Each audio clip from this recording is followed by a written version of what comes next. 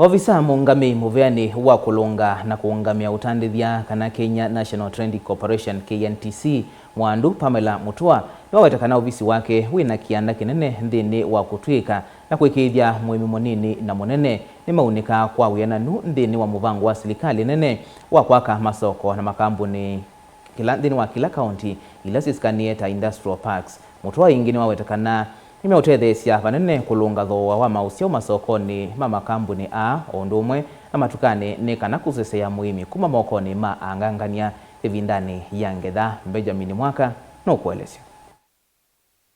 Muvia munini wa silikali wa Kulunga wiananu Thooa sokoni Utandithya na ulumu wa soko ya Kenya, yani Kenya National Trading Corporation Kntc niwaweta niwo kitu kinene nthini wa muvango wa silikali ya Kenya kwanza wa kuvingwa na kuambisya makambuni na masoko manene ma Utandithya kila county, yani the County Aggregation and Industrial Parks KIPs, na muno nthini wa walanyo wa kwako Utandithya wa Aimi.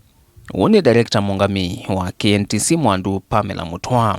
And we are part of the team as a stakeholder on implementation of aggregation centers. I think we are very passionate about the farmers as Kntc. Yes, we have mandates that we are supposed to stabilize pricing. Stabilization of pricing can happen both ways. My thinking and my envisionment of Kntc is not to go and say that I'm going to aggregate rice at the cheapest price because I want to bring the price down. That would be unfair to the farmer.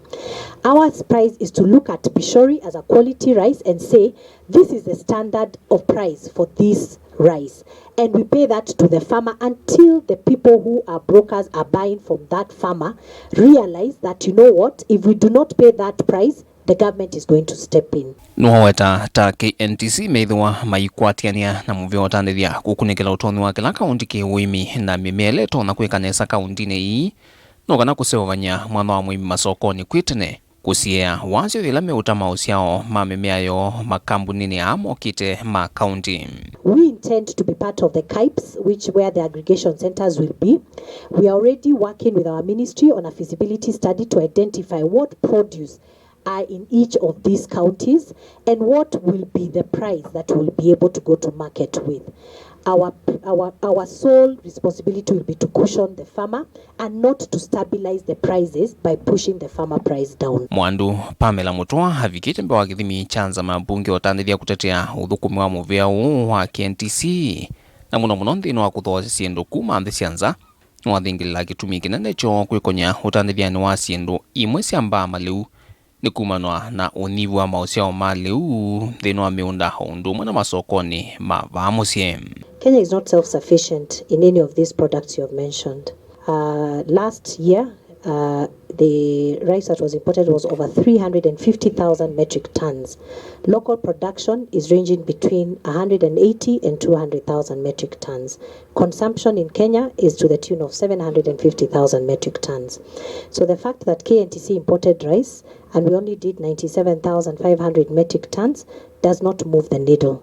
There are other importers who are also importing rice, and it is because even if we don't import it, there will be a shortage of rice. Amemba manza mai Utandithya menda kumana kuma kwa Muvia mwana wa muimi ni wiva nthini uti wa muthia wa Mathooa ma siendu imwe ta syamba maliuta musele kusia anganganya mailikilila na kuvini ya muimi masokoni. One of the cardinal mandates for you, it is to assist these farmers.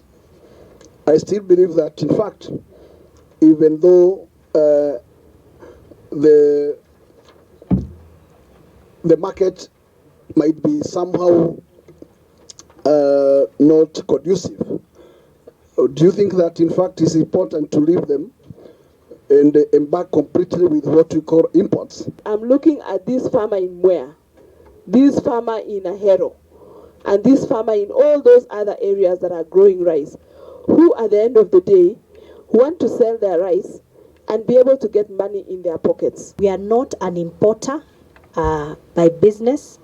We are a trader, and the justification to import cooking oil and rice is driven that